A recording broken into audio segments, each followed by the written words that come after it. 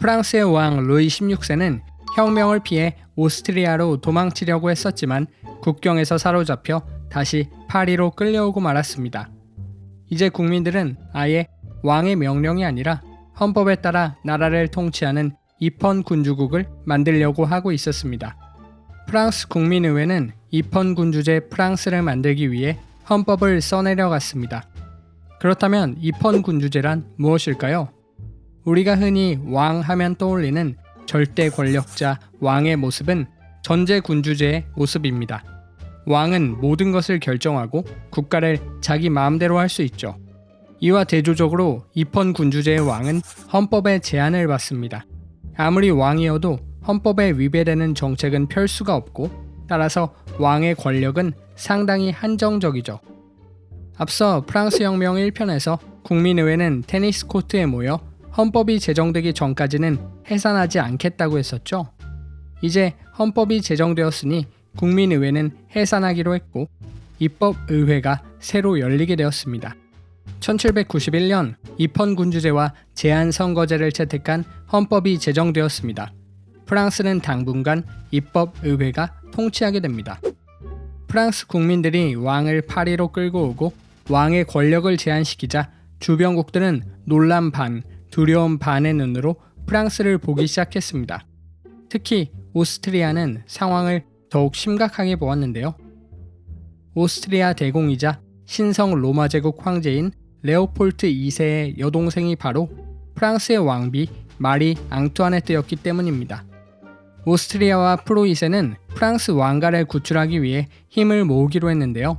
여기에는 혁명이 자신들의 국가로 번지지 않게 하려는 의도도 있었습니다. 오스트리아와 프로이센이 프랑스 왕가를 구출할 것을 선언하자 프랑스 혁명 정부는 크게 반발했습니다. 어떻게 일으킨 혁명인데 외세에 의해 꺾이게 둘 수는 없었죠. 프랑스는 오스트리아와 프로이센에 선전포고를 합니다.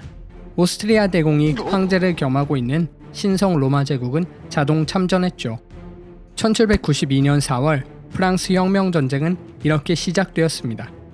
프랑스가 먼저 선전포고를 하며 호기롭게 시작한 전쟁이었지만 적들은 결코 만만한 상대가 아니었습니다. 프랑스군의 장교들은 대부분 귀족 출신이었기 때문에 왕가와 귀족들을 도와주러 쳐들어오고 있는 적들과 싸울 의지가 없었고 병사들의 규율은 엉망이었기 때문에 프랑스군은 고전을 면치 못하고 있었습니다. 프랑스 입법의회는 국민들에게 프랑스가 위기에 빠졌다는 선언을 발표했고 의용군을 모집하였습니다. 이 무렵 파리에서는 상퀼로트라는 이름의 급진적인 혁명주의자들이 나타났습니다. 원래 빈곤한 하층민 계층이었던 이들은 긴 바지를 입고 빨간 모자를 쓰고 창을 들고 다니며 혁명의 이름으로 여기저기 폭력을 저지르고 다녔죠.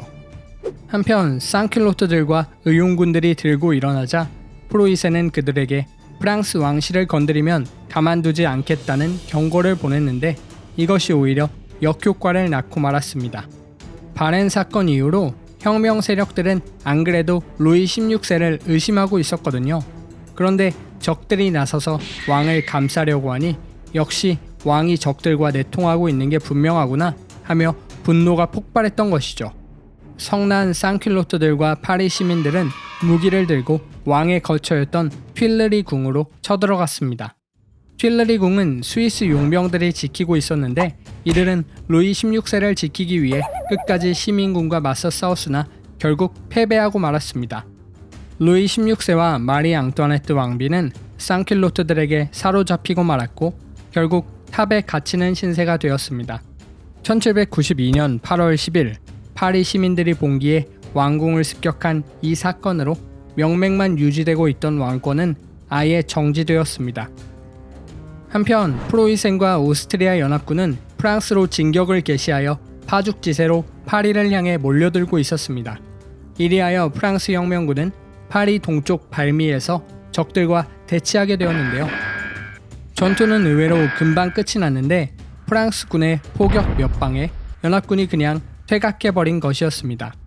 프랑스가 이룩한 승리는 값진 것이었습니다. 귀족 출신도 아니고 정규군도 아닌 의용군들이 혁명을 지키겠다는 일념으로 연합국 대군과 맞서 얻어낸 프랑스 혁명전쟁 최초의 승리였기 때문입니다. 1792년 9월 20일 발미에서 프랑스 혁명군은 프로이센, 오스트리아 연합군을 격파했고 이제 혁명은 더욱 원동력을 얻게 되었습니다. 한편 발미에서 전투가 한창 진행되는 동안 파리에서는 중요한 사건이 일어나고 있었는데요. 바로 입법의회가 해산되고 국민공회가 수립된 것이었습니다. 국민공회는 왕정을 폐지하고 공화국을 선포하였죠. 공식적으로 공화국이 된 프랑스에 더 이상 왕은 필요 없게 되었습니다. 혁명은 점점 과격한 방향으로 흐르게 됩니다.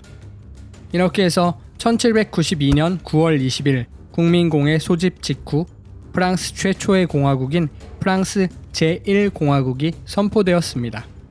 국민공회는 정치 성향에 따라 크게 두 파로 나뉘어지게 되었는데요. 급진 개혁 세력인 좌파 자코뱅과 온건 세력인 우파 지롱드였습니다. 자코뱅파는 왕을 처형해야 제대로 된 혁명을 이룩할 수 있다며 루이 16세의 처형을 주장했습니다. 반면 지롱드파는 굳이 루이 16세를 죽일 필요까지는 없으니 살려두자는 쪽이었죠. 결국 루이 16세는 재판에 회부되었고 최종적으로 사형이 결정되었습니다. 루이 16세는 처형장에 끌려가서도 의연한 모습을 보였다고 전해집니다. 그에게 죄가 있었다면 시대의 흐름, 국민들의 열망을 읽어내지 못한 죄였을까요? 1793년 1월 21일 콩코드 광장. 루이 16세는 수많은 파리 시민들이 지켜보는 가운데 단두대에 목이 잘리고 말았습니다. 혁명은 더욱 과격화됩니다. 권력을 손에 넣은 자코뱅파의 우두머리 로베스피에르.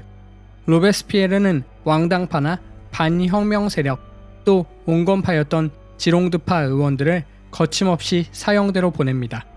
죽음의 공포로 나라를 다스리는 공포 정치의 시대였죠. 자유의 이름 아래 수많은 사람들이 단두대에서 목이 잘렸습니다. 1793년 9월부터 1794년 7월까지 로베스피에르의 공포정치 기간 동안 목숨을 잃은 사람은 약 2만 명이나 된다고 합니다.